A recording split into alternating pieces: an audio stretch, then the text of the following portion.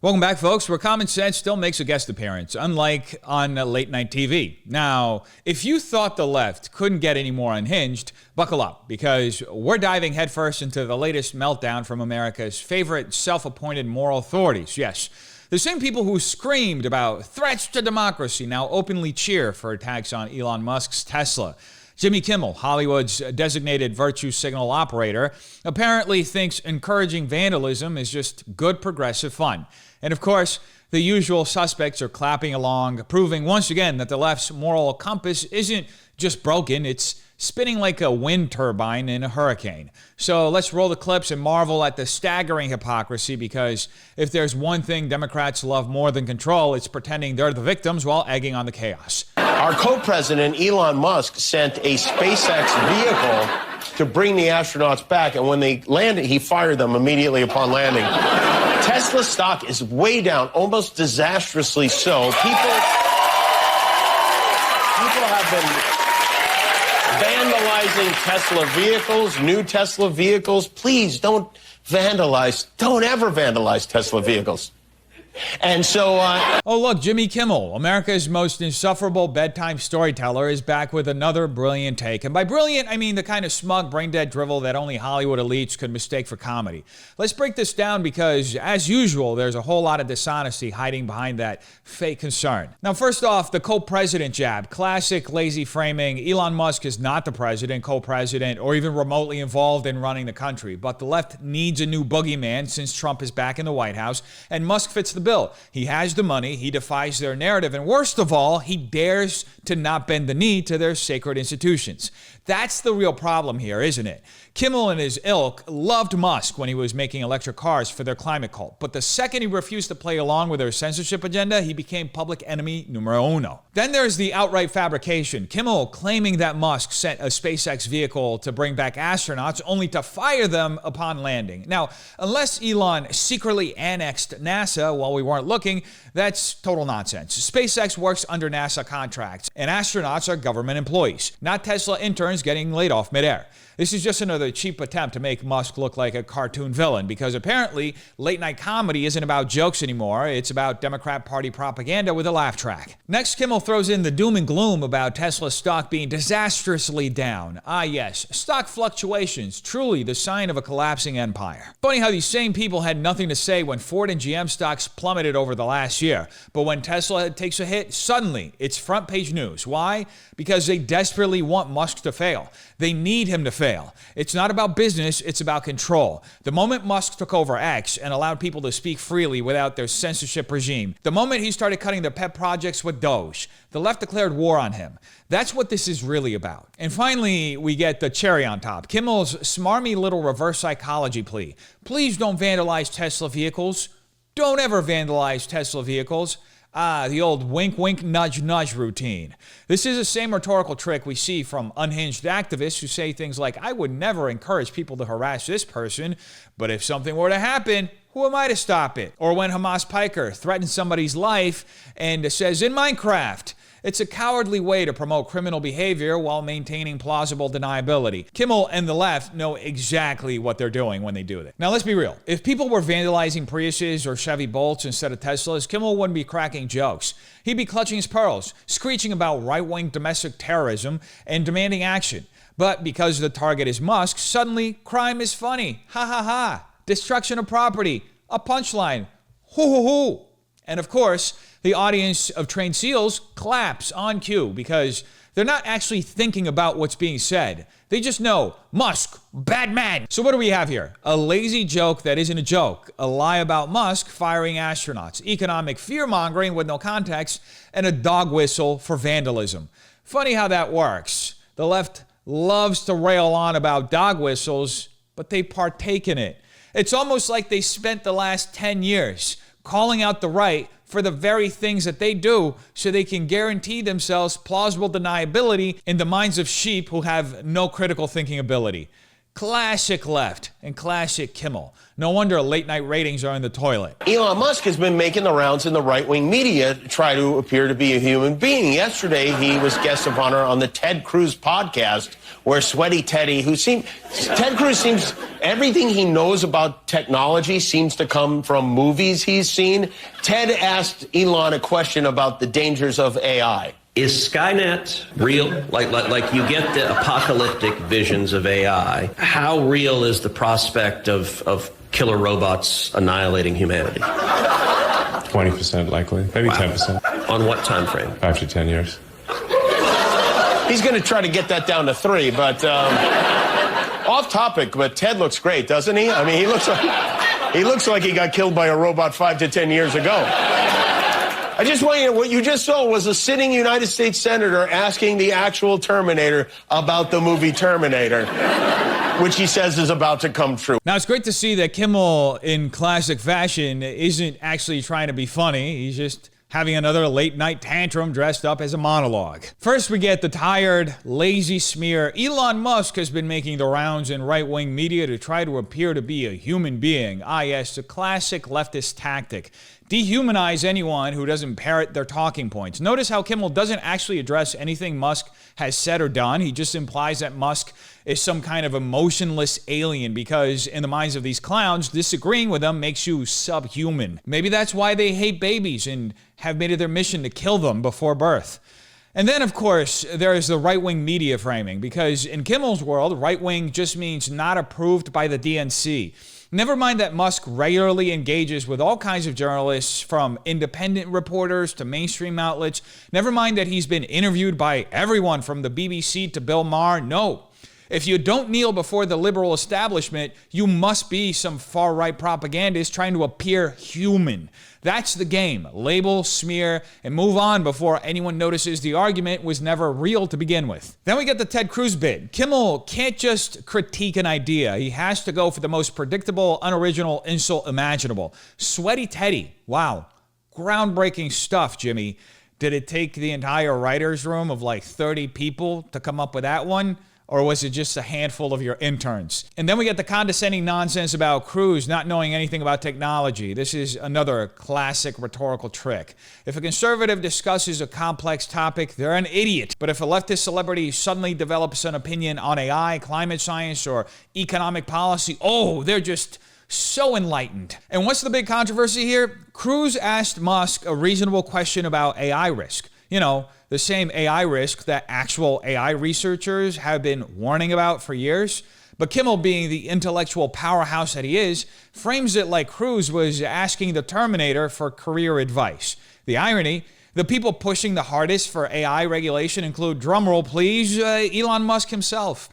He's been vocal about AI risks for over a decade, but Kimmel acts like this is some fringe conspiracy theory instead of a concern shared by researchers, policymakers, and even former AI executives. And then finally, we get the grand conclusion. Kimmel says, a sitting U.S. senator asking the actual Terminator about the movie Terminator, which he says is about to come true.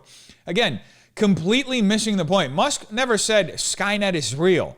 He was asked to quantify the risk of AI becoming dangerous, and he gave an honest estimate. And guess what? The U.S. government itself is investing billions into AI safety research precisely because these concerns aren't science fiction anymore.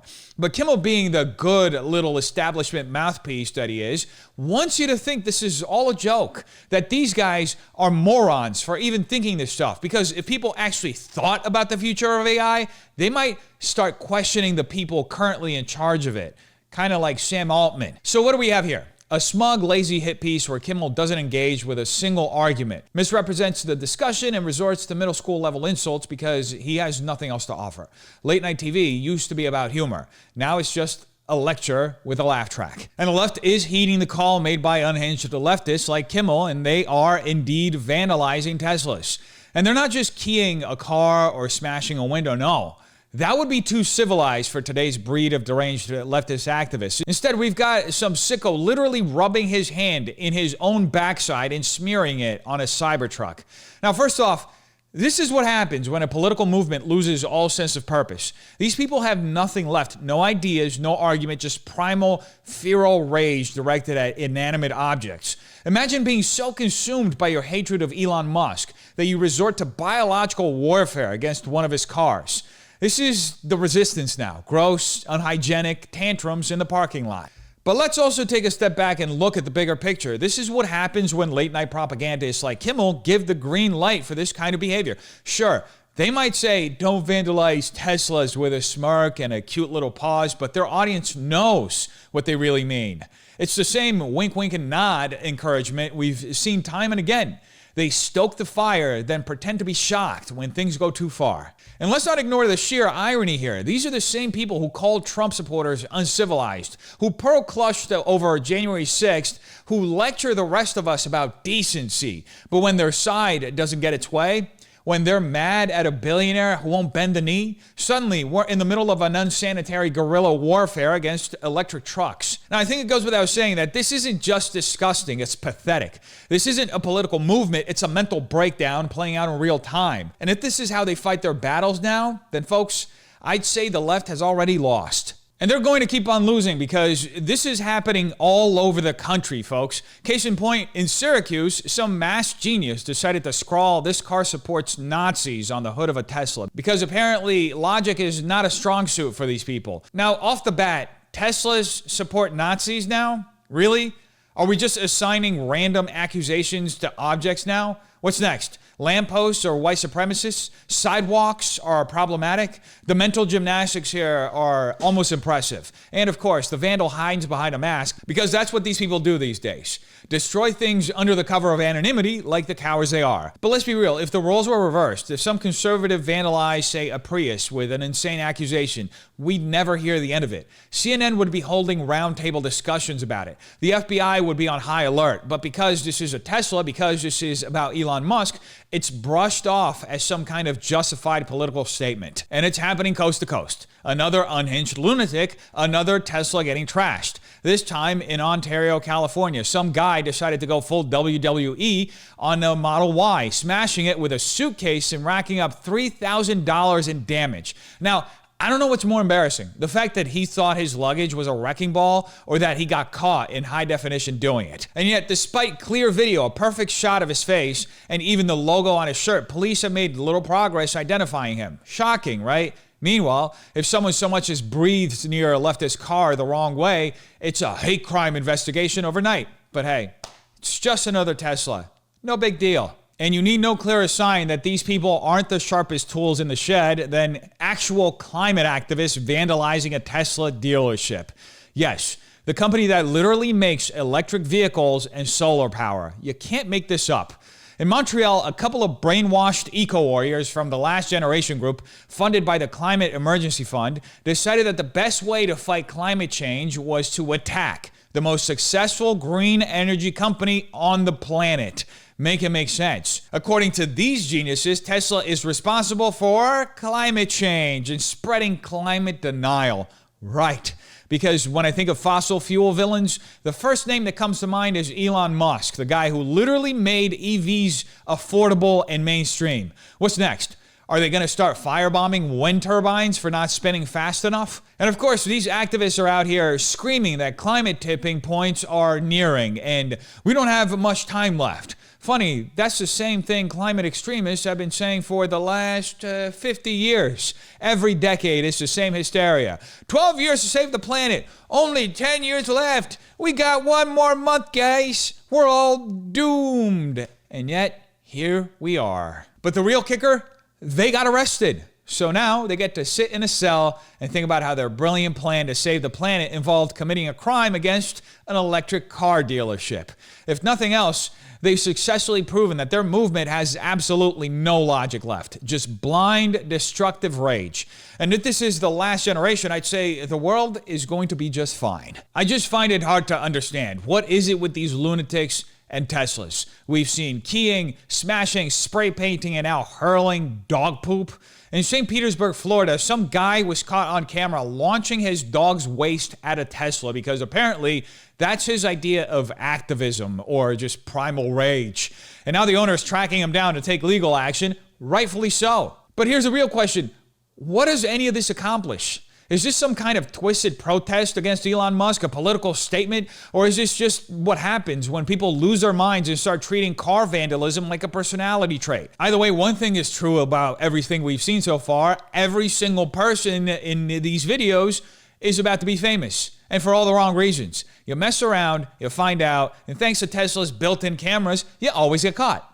Now, the common thread in all these so-called protests against Tesla is the sheer childness in them. Not a principled stance, just petty, brainless tantrums. It's like sore losers at an arcade yanking the joystick off the machine because they couldn't get a high score. And now it's hit a new level of pathetic. Democrats are going to Tesla dealerships and flicking off Teslas on TikTok for clout. That's right. This is where they're at. To recap, folks, we've seen these people vandalize cars, rub their booty juice all over it, toss dog poop on it, and now they're flipping off these cars as some grand act of resistance. What exactly is this supposed to accomplish? Do they think Elon is sitting in his office shaking in fear because some blue-haired activist gave a Tesla the finger? The irony is, half of them probably own one, but can't admit it because their favorite talking head told them Musk is a Nazi. Now, this isn't activism. It's not protest. It's digital temper tantrums for internet points. And the best part, every Tesla has cameras. So while these clowns are out here acting tough, they're just giving free content to car owners who can now document their stupidity in 4K. If this is their big political statement, they've already lost the argument. But I think it's safe to say that they didn't even want to win in the first place. They just wanted to cause chaos, which is, by the way, straight out of the Marxist playbook. You want to undermine every institution in the country, even if that institution was once something that aligned with your cause. Now, a good barometer for where the left stands is this one clip from The Daily Show covering all of the Tesla vandalism happening all over the country. Just listen carefully to how the audience reacts. And some people are not content to just scream about Elon in a high school gym. They're taking to the streets or the parking lots. Tonight, the FBI and ATF now investigating multiple cases of possible arson targeting Teslas and Cybertrucks. This dramatic video shows multiple cars in flames. Police say the attacker used Molotov cocktails. It's the latest in more than a dozen instances of arson and vandalism targeting Tesla. The same suspect shot more Teslas with a gun. Tesla Cybertrucks were set on fire in Kansas City, and earlier this month, shots fired at a Tesla dealership in Oregon. Cybertrucks on fire in Seattle. Wow, you guys like petty acts of domestic terrorism, huh? Cool. Wow. Okay, let me just say, nobody should be breaking the law and blowing up Teslas, especially because if you just wait a few minutes, they'll probably do it by themselves. The Daily Show, once a place for at least some attempt at humor, is now a full-blown cheerleader for domestic terrorism, as long as the targets align with their political narrative. We've gone from Orange Man bad to burning Teslas is cool, and the audience is eating it up. No analysis, no moral consistency, just a room full of brain-dead seals clapping at crime because they've been programmed to hate the right people. Now, first we get the setup. The host says some people aren't content to just scream about Elon in a high school gym.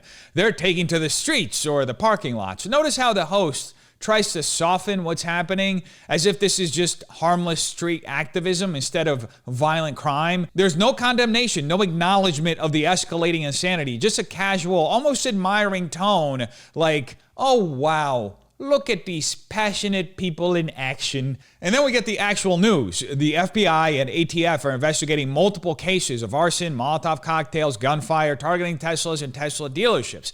That's terrorism. That's felony-level criminal activity. But instead of treating it like a serious problem, The Daily Show just smirks and makes jokes about Tesla fires like that's the real issue here. Meanwhile, their audience is clapping along and laughing to this coverage. Which brings me to the real sickness happening here. The footage of Teslas on fire, which instead of horrifying the audience, makes them erupt into cheers. Think about that. A studio audience is celebrating arson, applauding a company being attacked because it's politically acceptable to hate Elon Musk. Imagine the headlines if a bunch of conservatives cheered a Tesla dealership burning to the ground. It would be a top story for weeks. But here, crickets, because political violence is fine when the target is on the left's hit list. And just when you think the smugness can't get worse, we get the lazy recycled joke. Nobody should be blowing up Teslas, but just wait a few minutes, They'll do it by themselves. Ah, yes, the haha Tesla's catch fire bit, despite the fact that gas-powered vehicles have exponentially higher fire rates than EVs. But facts don't matter here. The point isn't truth. It's entrenching the narrative that Tesla and Elon deserve this. So what's the takeaway? It's not just that The Daily Show is lying, it's that they're deliberately encouraging this. They normalize the violence, cheerlead the destruction, and laugh it off when anyone points out the insanity. This isn't satire, this isn't comedy, this is blatant propaganda pushing political violence. And these people have the nerve to screech about extremism. They whine about threats to democracy while openly celebrating firebombing one of America's great businesses. No one watching this garbage should be surprised when the next attack happens because it's being glorified on national television. And it's not going to take long before that happens. Jasmine Crockett herself explains to us why. I'll make sure that I keep it short, but I am truly here for very selfish reasons. Starting with on March 29th, it's my birthday. And all I want to see happen on my birthday is for Elon to be taken down. Yes. Listen, I have learned as I serve on the Doge Oversight Committee that there is only one language that the people that are in charge understand right now. And that language is money. And so I've been so proud to see us organize behind a cause. We've now reached the point where sitting members of Congress, actually elected officials, are openly calling for politically motivated attacks on private businesses as some kind of deranged birthday present. That was Representative Jasmine Crockett, who, let's be honest, is mostly known for being loud and embarrassing in committee hearings, just flat out admitted that she wants to see Elon Musk taken down on March 29th, because apparently nothing says serious public service like using her office to settle petty vendettas. First, the blatant authoritarianism. Crockett isn't just some random activist. She's a member of Congress, openly cheerleading for the financial destruction of a private citizen and one of America's most successful companies. Imagine for 1 second if a Republican stood up and said, for my birthday, I want to see Jeff Bezos and Tim Cook taken down.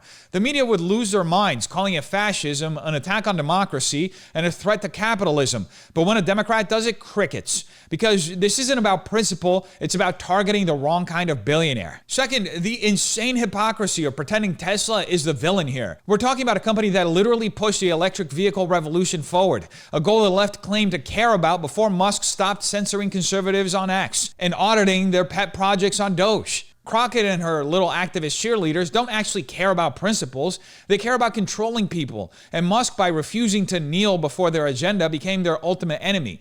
That's why we've gone from Elon is a green energy hero to Tesla is a Nazi corporation in record time. Then we get the most pathetic part, her bragging about serving on what she calls a Doge Oversight Committee, which, believe it or not, does exist. The Department of Government Efficiency, a Musk-backed initiative meant to cut waste and streamline bureaucracy, is apparently so offensive to Crockett, she's turned it into a personal vendetta. But instead of debating the merits of the agency, she resorts to mockery and political sabotage because that's all these people know how to do. They don't actually want government efficiency. They want bloated, useless bureaucracies that keep them and their activist buddies in power. And since Musk's initiative threatens that gravy train, he must be destroyed. Not through logic, not through policy, but through outright political warfare. And then, of course, she lets the mask slip completely. The only language that the people in charge understand is money, she says. So now we admit it. The entire goal is financial extortion, not principle, not fairness, just raw economic warfare to punish anyone who doesn't obey the regime. She even proudly says, I've been so proud to see us organized behind the cause of politicians. In other words, this isn't about justice or policy. It's about using mobs to enforce political loyalty. This is actual cartoon villain stuff, but she's not joking. She's literally standing in front of activists and calling for an orchestrated financial attack on one of the most innovative American businesses of the century because she doesn't like who owns it. That's not democracy. That's not capitalism. That's government-backed corporate sabotage.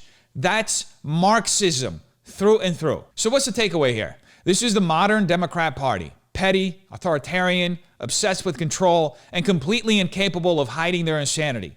They're not even pretending anymore. They're openly telling activists to go out and destroy companies on command, just because some loudmouth politician wants a birthday gift. Now, if that's the strategy, they should probably prepare for some serious blowback, because if history has taught us anything, it's that when people in power start acting like tyrants, the people eventually push back. At what point do we start calling all of this for what it is? This isn't about holding the powerful accountable. It's about wielding power against those who refuse to kneel.